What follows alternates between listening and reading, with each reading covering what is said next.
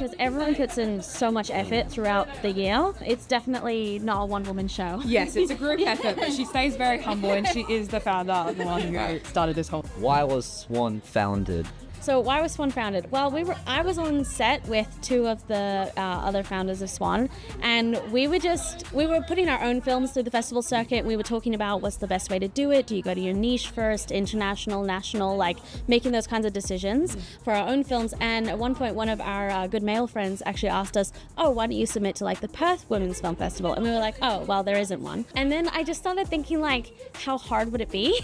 Kind of, because running a film festival isn't that different from running a film set, and I've run plenty of those, so I was like, I'll just give it a shot. And that was our first year, and yeah, this is now our third year, and we've gotten bigger and better every year. So are you guys excited for the future? Because obviously you got more people showing up, more support. Definitely. And this was our first year at Luna. We had a feature film. Yeah, it was the first year with a feature film, which was really exciting. We've also, like, our numbers keep growing every year, which we're so excited to see. So many more people coming out and showing out, and we're getting so much more recognition, especially on our social medias, which is really great to see in our third year. So we just hope that we grow even more. Yeah. How do you guys get such good quality films from over the seas, over the world? Like, that's just female talent. We just get we're just very lucky that, especially in our first year, whenever it's a festival's first year, they get a lot of push for filmmakers to see we're on Film Freeway, and then I think from there we've had a lot of return people, and so all these talented filmmakers are submitting projects like every year, and then I think just word of mouth, more people find out about us. There's just so many amazing films around the world, and it's also really great to see each country's kind of culture coming through. Like, you can't judge a German film the same way you would judge a French film, the same way you would judge a Korean film. Like, it's just really amazing to actually see almost the personalities of every country come through in different ways. Yeah. Did you guys have a personal favorite from tonight?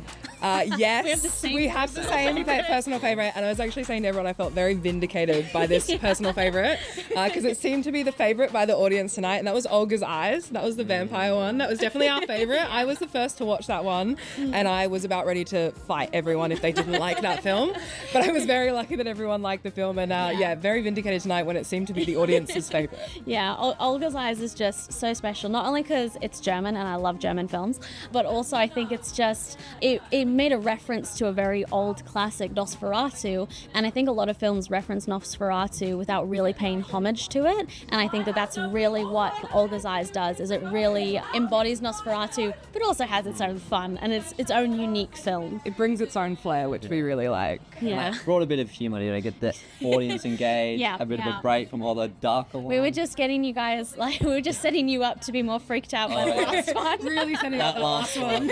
Something else. We aim to traumatize people at least once a year. It's our favourite night. How has your other nights gone? How was opening night? Opening night, fantastic, sold out. This was our first year that we opened with our champagne night. Normally we would close with it, but we opened it with this year, so it was all the winners. So all the best films, our best international, best national, best docos. So it's a really good one to go to when you really want to get like a feel of the best films of the festival. We also had some of the filmmakers from one of the films attending, because we actually had a lot more WA projects this year, which was also really exciting to see. Like, we always get like a couple of WA projects, but this year we got quite a few. Got a lot. And a lot of them are in. So. Yeah, a lot of them made it in, which was really like amazing to see. Like, we love international films, but we also really love supporting our local community. Yeah. And so seeing so many WA films come through is just making us so hopeful that there's going to be even more next year. So if you're a WA filmmaker, get out there and make some films. So what is one advice you give to the women out there looking to break into that filmmaking? How do you... Just make it. Make what you're going to make. And I honestly... Let me think about how I word this. I guess just I think there's a very real, unique female voice, and not to be afraid to use that voice in favor of maybe you want your film to be enjoyable by everyone, or maybe you're worried about it not being relatable. But at the end of the day, there's this really unique voice that just shines through, I think, when female filmmakers are like, you know what, I'm going to make a movie for me.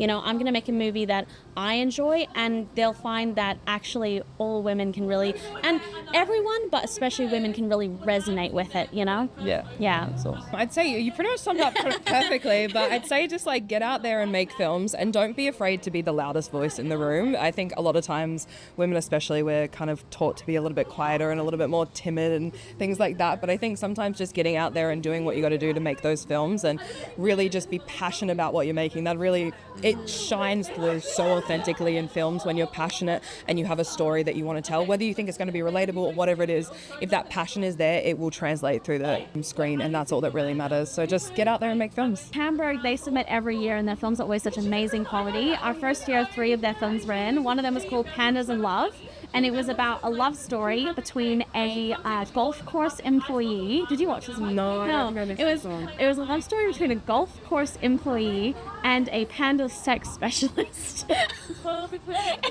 It was so great because the golf course employee absolutely kills the panda. He's there to help, he's there to help the panda procreate. Anyway, but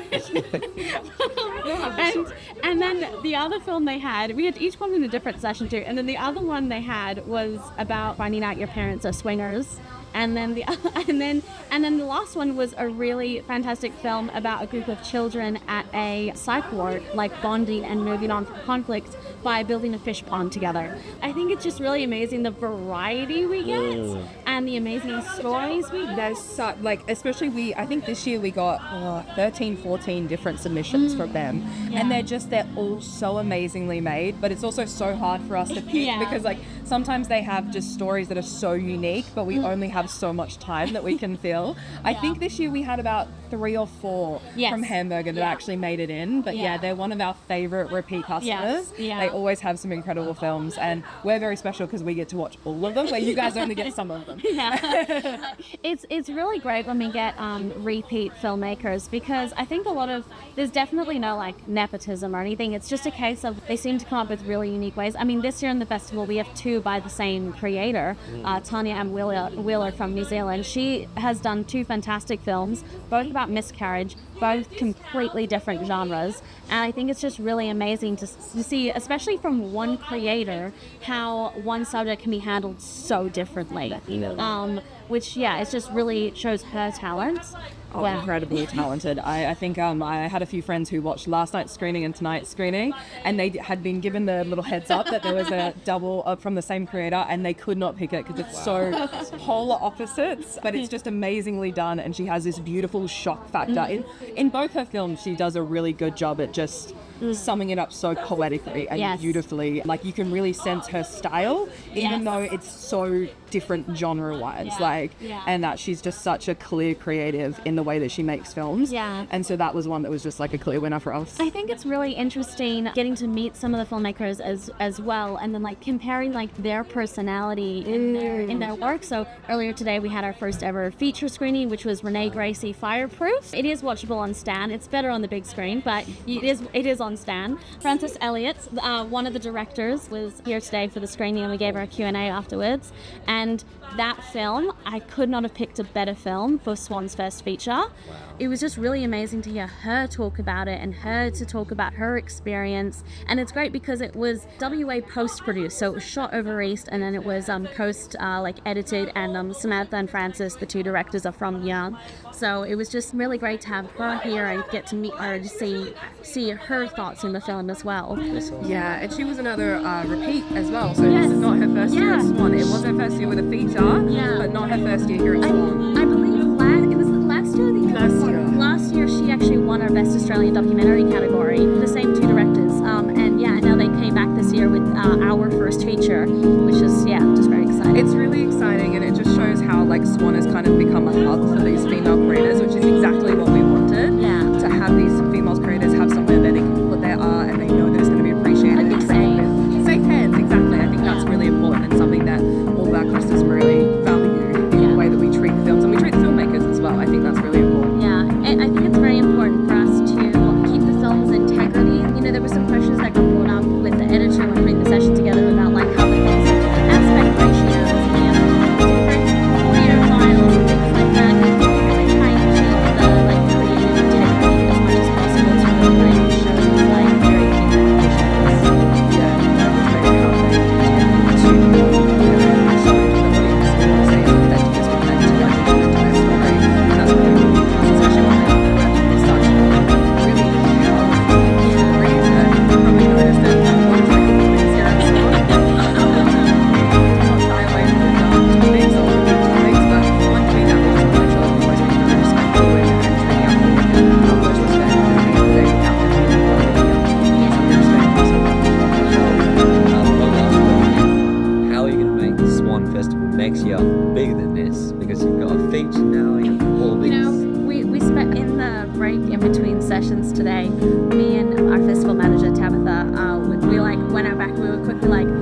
are our thoughts on how this year yet, and this is what maybe ideas. So don't know anything long to for sure, but we're definitely hoping to do.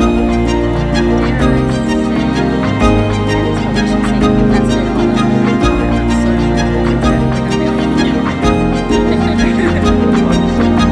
So we are at SWAN Film Festival. You can have us on Facebook, TikTok, and Instagram. So follow us on all three.